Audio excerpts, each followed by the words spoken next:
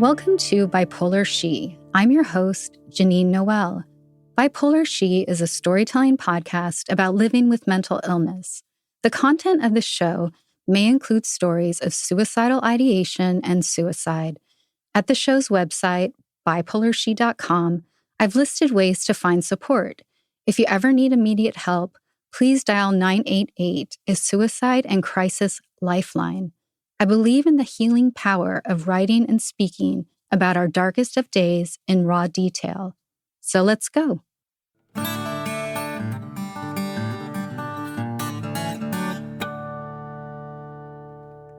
was staring at a bottle of Paxil. I think that's a very common image or experience for someone that is having suicidal ideation. Just wondering, could that really hurt me to swallow all that? I don't know. Right. Should I do it? Should I not? I called 911. 2 sheriffs came out. They were taking me to the hospital. And I'm driving with them going, I'm leaving a world. I am leaving the land of sleeping kings and queens.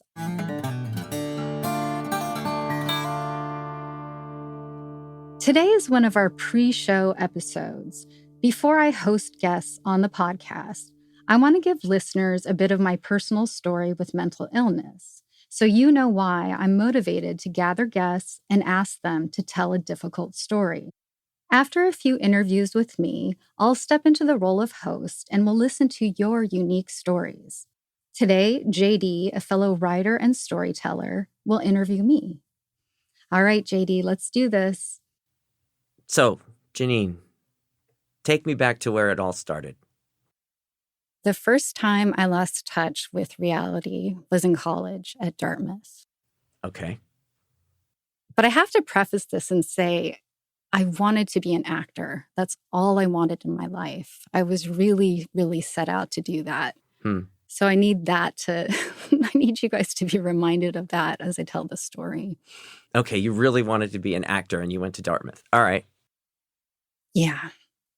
And I loved Dartmouth. It was great. It was the fall leaves and tradition and the bonfire and barn coats and hot guys in flannel. It was everything it promised to be. Right.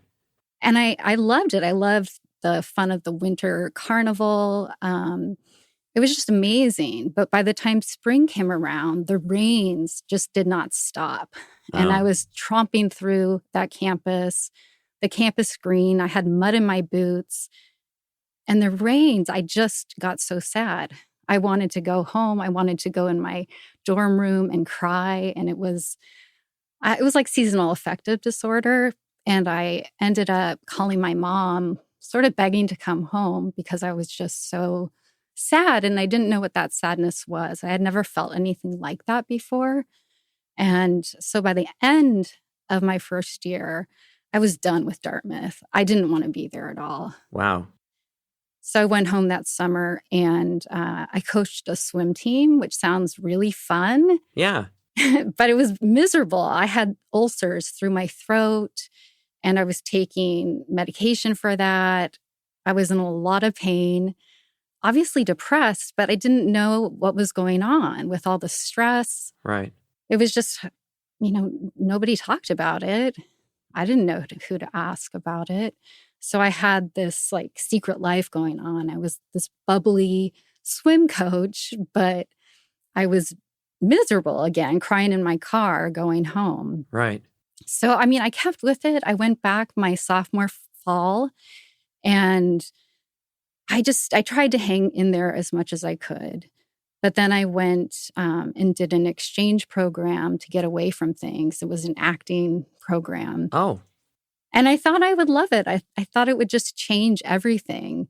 But it turned out to be a very stressful program. And it became very clear that I was a bad actress. And I was stuck. Really?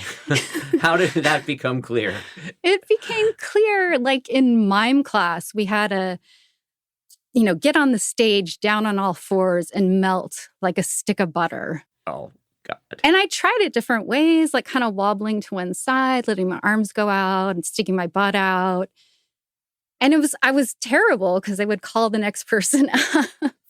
I was getting a C in mime class. So it was very, and I also was the preppy girl. It was all these students from Oberlin and Bard, and they were very earthy Mm, and artistic. And I was in a Kappa Gamma sorority girl shirt and was teased for being like the blonde preppy girl. right. And then to deal with that, I started taking my meals into my room and just having not much contact with Right. any of the students there. And then they called my mom and said that I wasn't eating and that I was anorexic. I mean, I was able to solve that pretty quickly to go back and sit with them and eat a meal. But that's sort of where that began, like a depression and not eating. It became sort of a give and take. I don't know which came first, but that was going on at that time. Did you talk to anyone on campus, like, health services or whoever people talk to? Not for a while. And I basically, I just kept going. I actually did another exchange program, and that was in London. And very clearly, again, I was a terrible actress. I couldn't do Shakespeare. Oh, no. And then I got so depressed to the point where I wasn't even able to smile anymore. Like I couldn't even pretend to smile. Hmm. And I would end up going down to the tube station. And of course, I'd have all those terrible thoughts of going in. I never was too afraid, but I just knew something was up, but I didn't know who to talk to at all. And it wasn't until I got back to Dartmouth, and by then it was my junior winter, when I went to the health department and I got a form and it said, are you depressed? Do you lack interest? Do you have trouble concentrating? All that. And I just checked, yes, yes, yes, yes, yes, yes. I had it all. And they immediately sent me to a psychiatrist, actually, off campus. Oh. And so I started seeing her, and they put me on Paxil. And it was very interesting because, again, I don't think there was any awareness of these illnesses on campus. I don't know anyone who knew anything about depression. I mean, this was 1995. And I remember seeing a book, like listening to Prozac. I remember seeing that. I remember that book. Yeah, that was a big deal, that book, when that came out.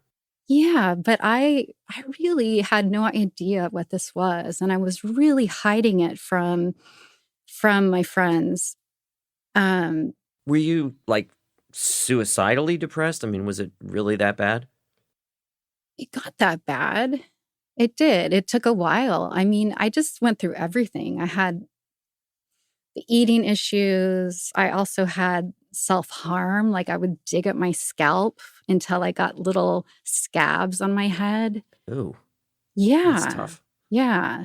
I made it a few more months, but by that summer, I was very depressed. And it's almost like it wasn't my first like suicidal ideation.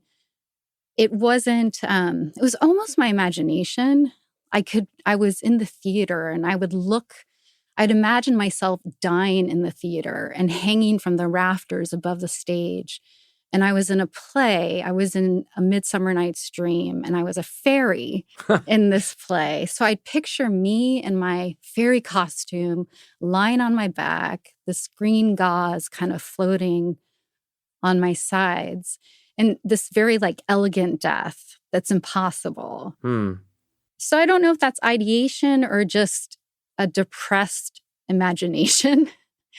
Did you have that feeling like everyone's going to feel so sad when they see me that I've died? I mean, like, like you were overlooking your death, like that famous Tom Sawyer scene where he's looking down on the funeral? I thought the drama department might be sad if I died. That'll show them, yeah, for casting me only as a fairy. I was a fairy. I had 2 words, and one of the words was a group word. I mean, it was just so demeaning, but I was able to see. So this is when some of my thinking got a little distorted. I started to think, well, I didn't get a big role because I'm going to get the next big role, and they're going to do Romeo and Juliet in the fall, and I'm going to be Juliet, and everybody knows that. So that is why I've been given this tiny role. So I start to have some thoughts like that going on in my mind. Were those thoughts kind of comforting? Like, oh, okay, I see there's a plan to all of this? Absolutely. Right. I was able to look at every program that I did and go, okay, I may not have been the best, but I'm small and blonde and I'm going to make it on TV and all these other folks aren't. And so I still believe that I was special and I was going to make this happen Mm-hmm. somehow. It was that summer while I was doing A Midsummer Night's Dream that I started to have some, well, actually like auditory hallucinations. Mm. There was a 4th of July parade and it was it was really surreal. I had never seen such an enthusiastic parade before. Hmm.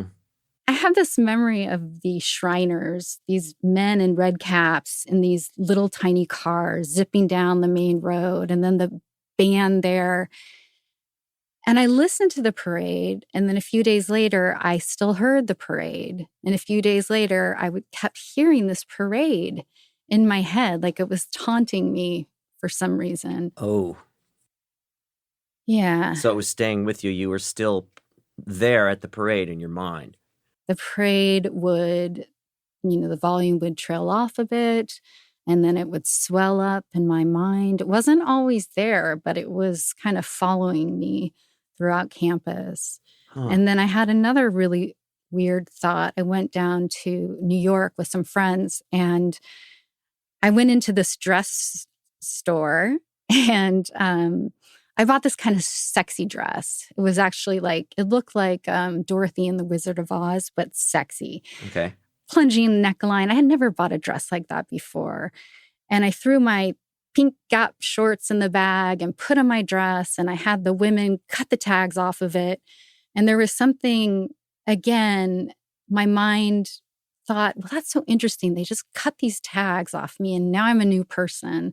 And when I stepped outside, I imagined this camera, this capturing me, like this master camera catches all. That phrase was in my mind. The master camera catches all. And so I'd walk really sexy in the dress. Or when I returned back to Dartmouth, I kept wearing that dress all over campus, like a costume, basically. Yeah. So I was hearing a parade. I was feeling like this camera was catching me all the time. So these symptoms, my depression had flipped into early psychosis, basically. But it almost sounds like those symptoms were kind of a relief because, like, oh, I'm being watched and, a parade is happening in the background. Like, those don't seem like unpleasant auditory hallucinations or ideas. Were they unpleasant and disturbing? No, they weren't scary, Right. actually. They were just there. And in a way, I think it helped me think, I can still do this. I can still be an actor.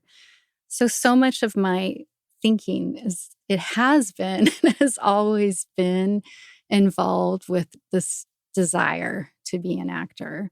But no, it wasn't scary. It turned scary right as this play was closing. I mean, the play basically kept me alive. I had something to show up for, and I was organized enough to do that. This is Midsummer? Yeah. Okay. So I was organized enough to do that, to show up. The sadness returned, and I was writing in my notebook and journal all the time, just how I couldn't take classes. I couldn't be on that campus anymore. I wasn't taking classes. I had dropped all my classes. I was basically just hanging out there and trying to do a play. It kind of crept up on me quickly, in a sense. The whole night where everything happened. And again, it was auditory. I was in my dorm room, and the dorm next to me was a bunch of men and women, and they were playing drinking games to the song, "The Devil Went Down to Georgia." Okay. So I hear this on repeat. Devil went down to Georgia. He was looking for a soul. And I was convinced the devil was looking for my soul at that point in a very scary way. Yeah. Like, oh my God, the devil's coming for me. Wow. And so that night was terrifying. I didn't know what to do. I was able to think, if anything, my sister would be sad that I was dead. Right. So I was able to hold on to that thought. I was staring at a bottle of Paxil. I think that's a very common image or experience for someone that is having suicidal ideation. Just wondering, like, could that really hurt me to swallow all that? I don't know. Right. Should I do it? Should I not? And so ultimately, I called 911, and 2 sheriffs came out into my room, and they like shook the little bottle and I ended up getting in the car with them, and they were taking me to the hospital. And I remember it really vividly. I had my baby blanket with me and like my purse. Oh. I'm sitting in this cop car with my baby blanket, and I'm looking at the campus, and it's packed with snow. And I'm driving with them going, I'm leaving a world. I am leaving the land of sleeping kings and queens. I am no longer part of that special group of people. Somehow I knew that. Like an exile. You've left the kingdom. I gave it up. Right. Yeah. So where did they take you? To the hospital. When I enter the hospital with my baby blanket and my purse, and I walk up to, the psychology floor or therapy floor, and I demand to see my therapist at that point. I'm really angry at her. And as if she caused this, and she was just a resident. She wasn't even a real psychiatrist yet. So I just had all of this anger like coming out in all different ways. And they said she wasn't there. And then they took me to the actual hospital, where I was convinced I was an actress again. And I felt they were giving me forms to check in voluntarily. Right. And I refused to sign them. I started yelling and screaming, I'm an actress. I will not sign this contract. I will not sign this. Ultimately, they got me into the hospital because I don't know if I signed it or not, but somehow they calmed me down. I don't know if they gave me a shot and just hauled me in. But yeah, there was definitely a sense, like I could tell that my life would forever be different. So when you go into a hospital, does literally they put you in a room with a locked door, or like how does that work? Oh no, not a locked door. Sometimes you'll have roommates. I remember at Dartmouth, I didn't. I mean, there's such a range of psychiatric, treatment centers, psych facilities, and hospitals. Dartmouth was probably the nicest one I was ever in. It was small and quaint and a very nice hospital. Right. Another time I was in a county hospital, which was horrifying. Right. Dartmouth was the nicest one in the sense that any of the craziness going on around me didn't impact me. I didn't see too much other craziness. So I felt the safest there. But the delusions followed me. I thought, well, I'm auditioning for a soap opera now, and I'm just in the hospital scene. So they're going to find me. Like, celebrity is going to find me, even here in this hospital. My sister sent me magazines like Sandra Bullock was on the cover, I remember. And I'm like, yeah, I'm going to be her. My sister's sending me these because I'm on my way. Right. I am on my way. So the delusions were still just as active. Very active, but protective at the same time. Right. It's giving me, I still have a dream to do something. Right, like giving you hope, almost like a life force, something positive inside of you. Yeah. And I think that actually through all my years with mental illness, that really worked for me. And it kept me alive. Like at the same time the illness was killing me, that dream kept me alive. People would judge that dream, but I know if I hadn't had that, I would not have made it. It's really interesting. It's like a double-edged sword, right? I mean, it's this thing that's afflicting you, but it's also giving you hope and sustaining you in some way. Yeah, they thought the dream was killing me. So, where did you go from there? From the hospital at Dartmouth? That was your first like serious hospitalization, right? Yeah. I went back to my dorm room and my mom and I packed my boxes, and my mom was not happy about this. Hmm. It was pretty unpleasant. And I have this memory of us leaving Dartmouth, sitting on this airplane. And I'm wearing my green hospital gown tied in the back, and I'm in the aisle seat, and my mom is sitting next to me. And she turns to me and says, "Do not tell anyone, never." But when I think about it, I wasn't in a hospital gown on the plane. Huh. I was probably in jeans. And I don't know exactly what my mom said. Huh. So it's like you rewrote the memory? I mean, because you can actually see this happen that way in your mind? Yeah, Huh. like I knew I had this gown on that was going to follow me wherever I went. Oh. And I knew to be silenced. My mom said, "Be quiet, don't talk about this."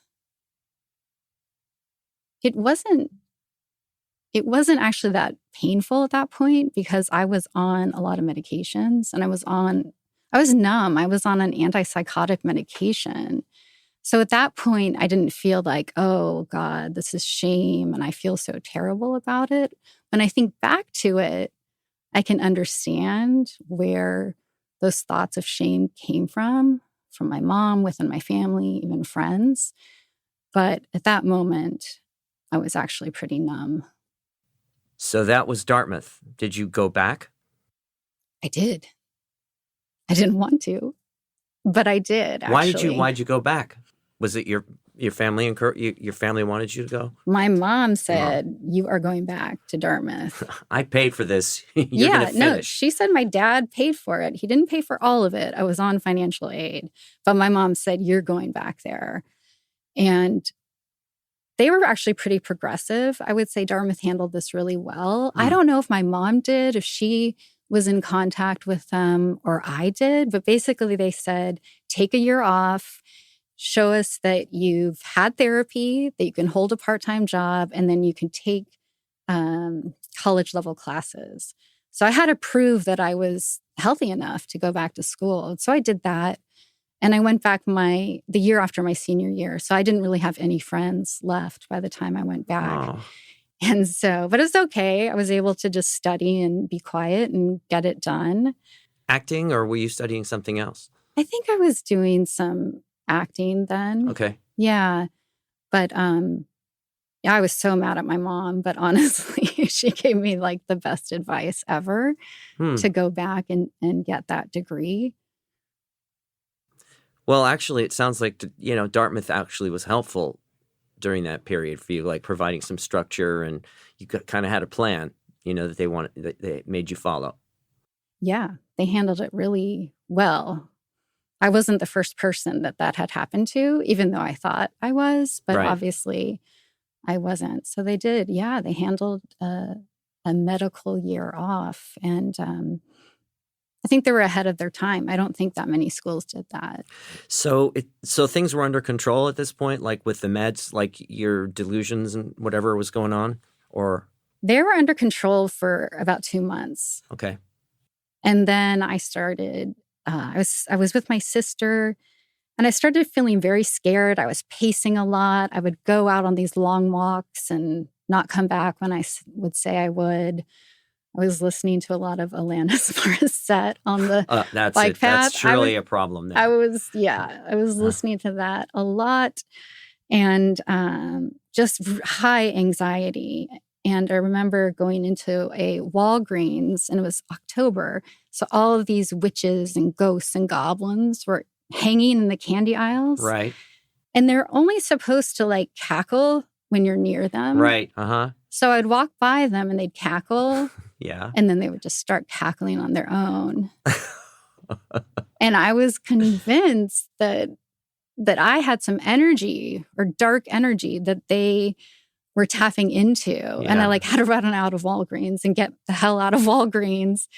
And then they threw me into another hospital. Yeah. I mean, I just want to say, because I mean, I'm laughing, but I know that when it's actually happening to you, it's not funny at all. I mean, it sounds a little absurd because it is a delusion, but it's really traumatizing when, reality is warped in that way. Yeah, it's really scary. And for me, a lot of it was like the devil in my soul. And that is where my darkest thoughts were going, that I was on my way to hell.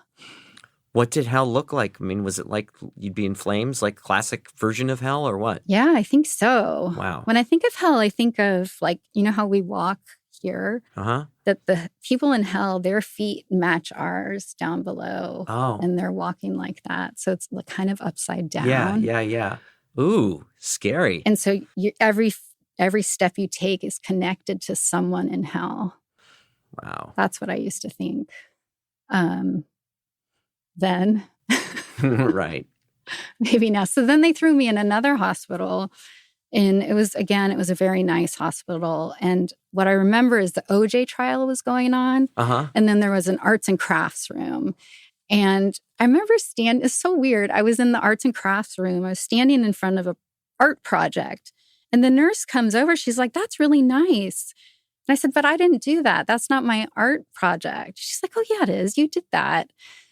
It's just one of those moments where her perception was entirely off. Like, I knew I had not done that craft, but it made sense to just not argue with her. Mm-hmm. It was a very weird moment. I'm like, I think I have enough of my mind to know if I've made a heart decoupage, whatever. Right. But, and that hospital was hard. Like, a friend from high school came to visit me. And I was on a medication that made me catatonic. Like, my body started to freeze. Wow. And there's someone visiting me and this is happening and they're watching this. And then I remember meeting a woman who was a lawyer, and she's probably 35 and I'm 20. And she's telling me that her employer knows that she's in the hospital. Her employer knows she has bipolar disorder. And I'm looking at her thinking, holy shit. That's not going to happen to me. That will never happen to me. This is it. This is a one-time deal. Right. And that's all I knew at that point. So had you ever been exposed to that term, bipolar disorder, up until that point, or? Technically, I wasn't even diagnosed bipolar at that point. Oh, okay. I was just major depression with psychosis. Ah, okay. So I'd be introduced to that label a little bit later. All right. I look forward to that. So now you're only 20 years old? That all happened when I was 20. Oh my God, you're just a kid. So, and you graduated though, eventually from Dartmouth. I did. And then I moved to New York to be an actor. Ah, that sounds healthy. Should we go into talking about New York, or is that a whole other chapter? Oh, I mean, it's all linked. All these things in my mind are linked. Well, I look forward to hearing about it the next time.